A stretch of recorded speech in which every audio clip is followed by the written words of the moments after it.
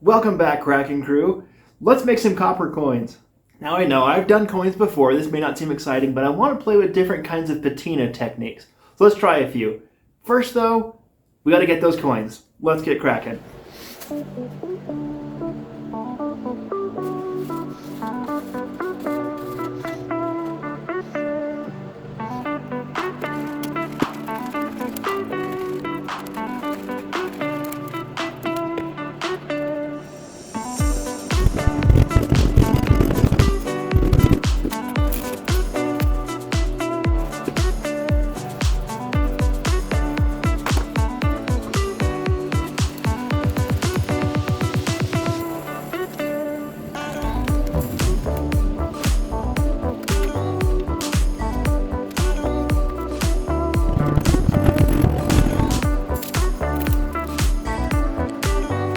This is some copper wire that I stripped. Big thanks to Scrap to Cast for the wire stripper I finally got to put to use, and some copper pipe.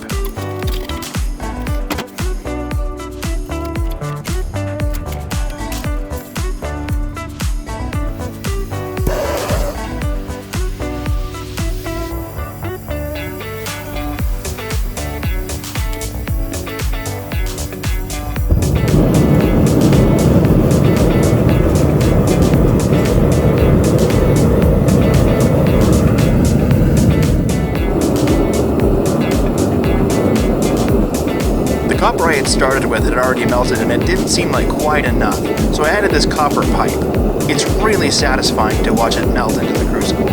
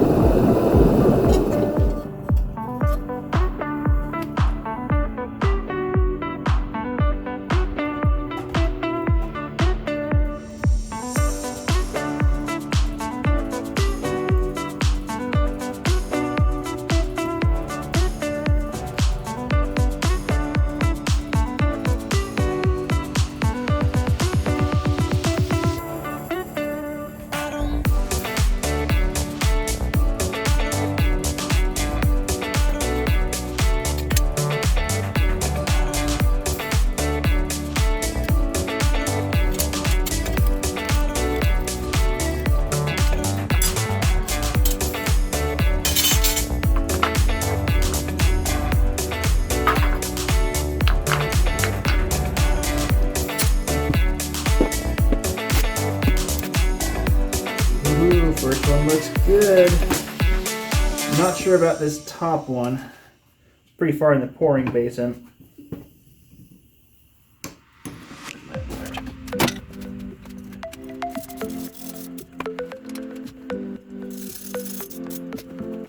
Alright, so flask number one. Not too shabby. Might even be able to save. Well, I don't know. That side's pretty far into the basin. Those ones turned out pretty good, especially this one down here. Alright.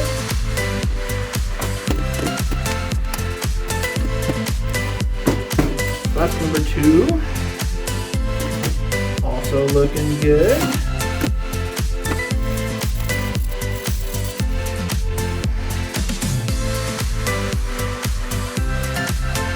It's not half bad neither.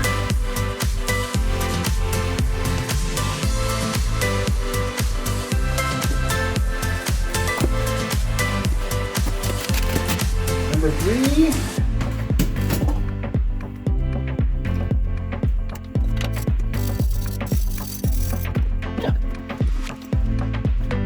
This might be the best one so far. They're all pretty clean.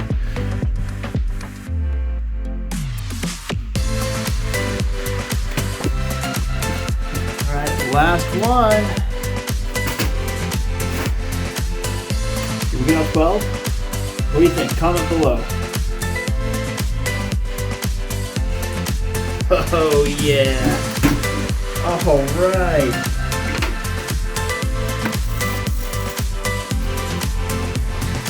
Look at those. These all turned out so great. Alright, let's cool them off and clean them up.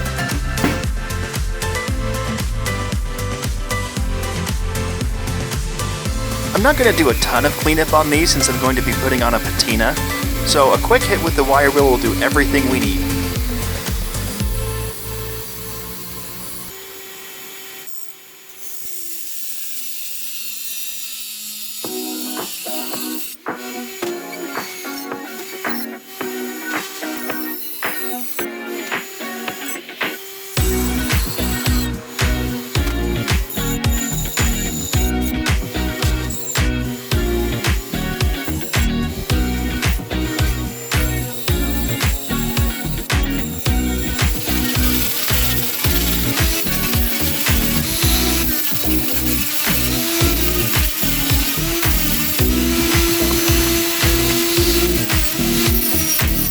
The Dremel was taking too long to clean up the outside of these coins, so I pulled out the belt and spindle sander instead.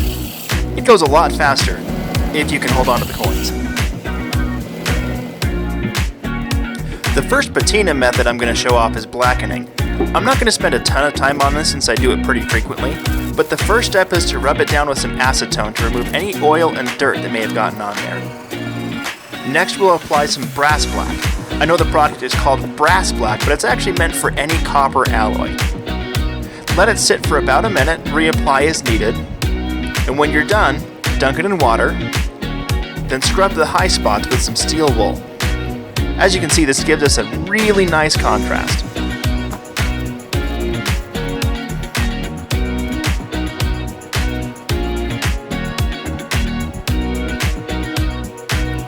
This time we'll go for a green patina. I picked the roughest of the cast coins because this is going to build up kind of a thick layer that's going to hide a lot of those imperfections.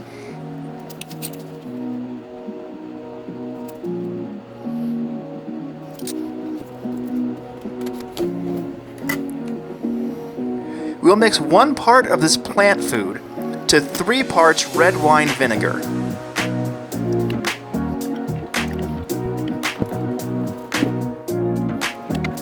I used a paintbrush to put the first coat on. This way I could get into the deep details of the coin to make sure all of the parts reacted. Next I poured just a little bit on there and let it sit for about 2 days. I reapplied I think 3 times each side, and it built up this great thick green patina.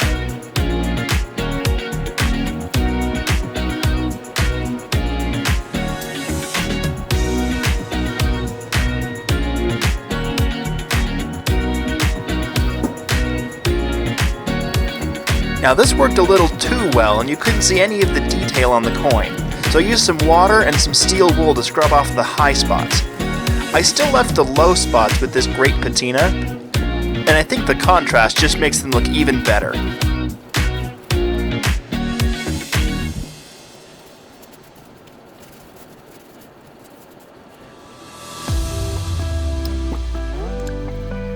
Next, let's go for a dark blue patina. This is a solution of salt water. Again, I'm using the paintbrush to get all of the salt and the details. This ammonia will react with the salt and the copper to turn it blue. The paper towel is to soak up a little bit of that ammonia to get more of the vapor in the air because the vapor is actually what's doing the reacting. And these brackets keep it out of the pool of ammonia. After about 2 days in the jar, we get this really great dark blue patina.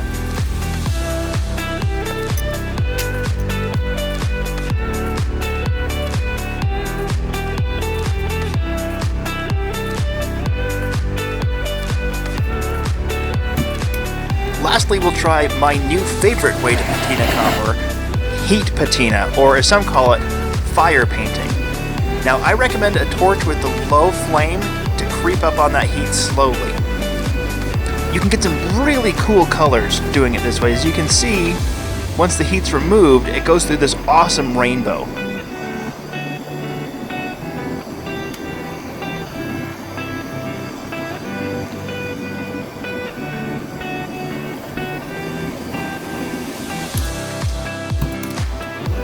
Now on this first attempt, I overheated the coins, and so the colors all kind of blended together and got lost. There's definitely an art to this that I haven't mastered yet, but I'm absolutely going to be trying some more because the colors here are just fantastic.